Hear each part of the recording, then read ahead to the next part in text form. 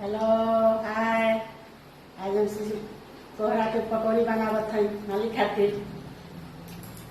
आज बोले वाला ऑर्डर दिले वाला पकौड़ी छाने की तो पकौड़ी खाई है।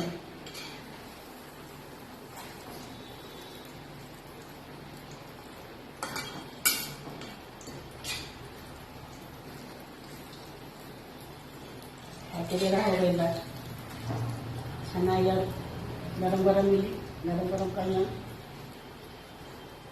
गरम खा के कदम तारीफ करेला कि ना करेला तनी तारीफ सुने में ना मन लागेला ना तारीफ हो तो बनावे के मन ना नहीं करे तो बनेबे ना करे। हाँ घर में बैठो सब सुना करें कि क्या बोलती है से।